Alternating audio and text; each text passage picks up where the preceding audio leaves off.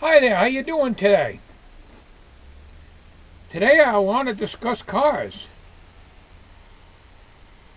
The vehicles of nowadays compared to the vehicles of yesteryear.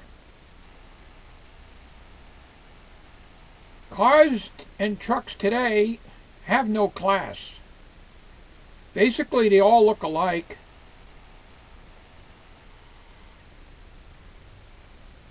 I don't care what you pay for a vehicle. You pay like $30,000 or more for, let's say, a truck, pickup truck,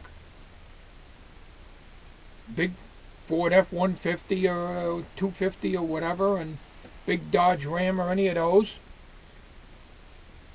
You find all plastic chrome. Big bulbous front ends on most of the cars and trucks of today. Ugly. There'll be a little bit of a slideshow here on some of the newer cars that I have photos of that have those ugly bulbous front ends. Ugly looking grills. Some of them look like they're smiling at you. Others look like they're growling at you and ready to eat you alive. They're just plain ugly. There's no class. You can't find a real steel bumper. You hit one of them things hard enough, the bumper on those plastic bumpers will just fly right off. Years ago, you had steel bumpers, they were chrome. You had steel grills, which was chrome, not plastic. I'm talking about the cars in the 40s and the 50s and the 60s. These are vehicles that had class. Basically any car, I would say, from the 70s on down had class. In the 80s, not really. Although I had an 81 Citation that had a steel bumper on it. But basically, the vehicles of nowadays all look alike. Different colors, somewhat different shapes, most of which are pretty ugly. I'll have some pictures on the on this video here of a few cars that I think are quite ugly. There's many of them, but this will give you a small idea. A couple of them I put some comic effects to them. You got vehicles out there now that are simply ugly. Why people buy the damn things, I'll never know. I mean, I can see buying a new car, but buying something that looks hideous driving down the road, I'd be ashamed to own such a thing. And some of them you couldn't give them to me. They have big, ugly, bulbous front ends. Hideous styling. Some of them look like they're smiling at you. Some of them look like monsters and ready to take a bite out of you. I think it's Mitsubishi that makes one of them. They got that ugly, monstrous grill on it. Horrible looking. The styling is horrible. A few years back, Toyota had the bread box, what we call a bread box van. It's ugly. There's a lot of ugly cars out there, and they all look alike. You can't tell one from another. They don't have chrome anymore. You got plastic bumpers, plastic grills, light gauge sheet metal, fiberglass, foam rubber. Yes, they're padded, and you got your airbags and, you know, with crumple zones and all that stuff, but give me the old cars. The old cars had class. The old cars had a bumper on them that was steel, which was connected to the frame. The disadvantage, of course, on some of the older cars, well, actually all the older cars really, cars of the 60s, I would say on down was that they had steel dashboards, no safety belts, and, you know, non-collapsible steering columns. Yes, that was a hazard, but you had a lot of steel around you to protect you. You crash head on to one of these cracker boxes they make nowadays, you're going to come out ahead in an old 50 Buick, let's say.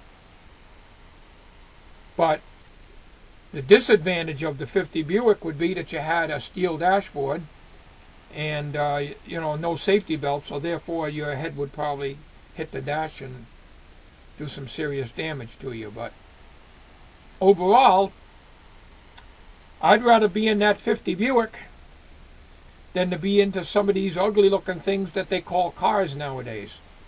So generally speaking, and that's a topic that people can, there's pros and cons on it, of course, but generally speaking, I would rather have an old car. I could work on an old car, able to repair most all of it myself, as I discussed in the Chilton's Manual video that was up before this one.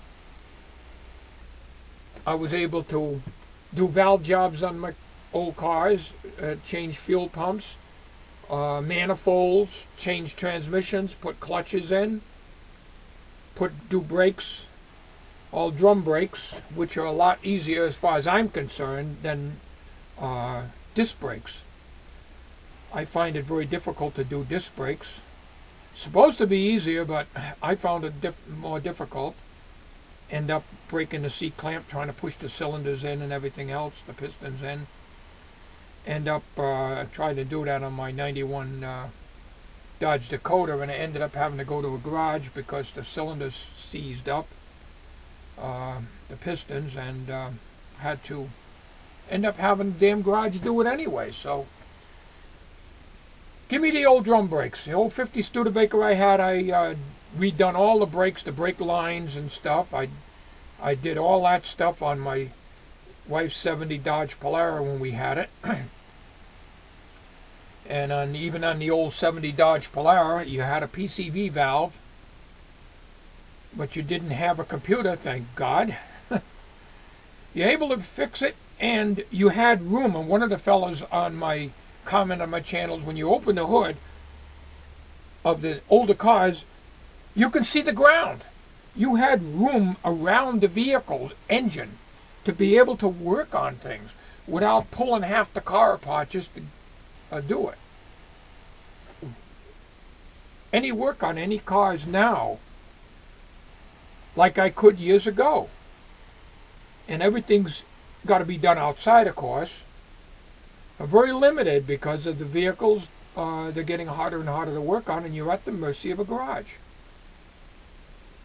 But anyways, this video here is basically going to be kind of like a little slideshow of the classic cars, the cars when they had class back years ago, versus the ugliness of today's vehicles, which have absolutely no class, no matter how much you pay for it. You still have an ugly vehicle. I will say one thing about today's cars, though, and it is a fact, that the engines will last you 2, even 300,000 miles, whereas your old vehicles of the 40s and 50s and even older, if you got 100,000 miles on the engine, you were doing real good, because basically it was worn out. So they have improved the engine substantially, but they have not improved the strength of the vehicles. They certainly have not put quality in their bumpers and chrome and stuff like that. Everything's made cheaply, but very overpriced. And you do get better gas mileage on the vehicles that they make now, for the most part.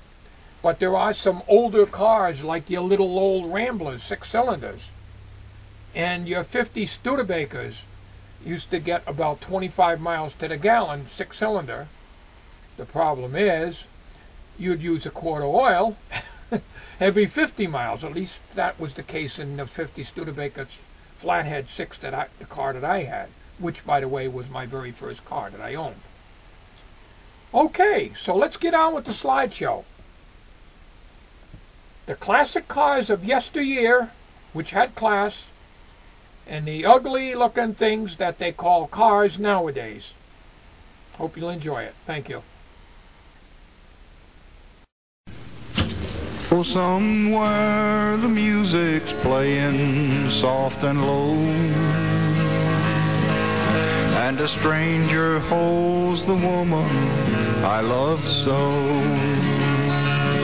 I was blind, I could not see that you meant the world to me, and like a fool I stood and watched you go. And now I'm crying my heart out over you. Those blue eyes now, they smile at someone new.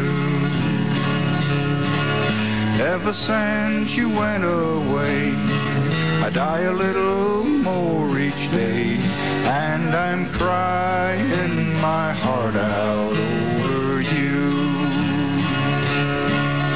Each night I climb the stairs up to my room, and it seems I hear you whisper in the gloom. I miss your picture on the wall and your footsteps in the hall, and I'm crying my heart out over you. I'm crying my heart out over you. Those blue eyes now, they smile at someone new. Ever since you went away, I die a little more each day, and I'm crying my heart out over you. Yes, I'm crying my heart out over you.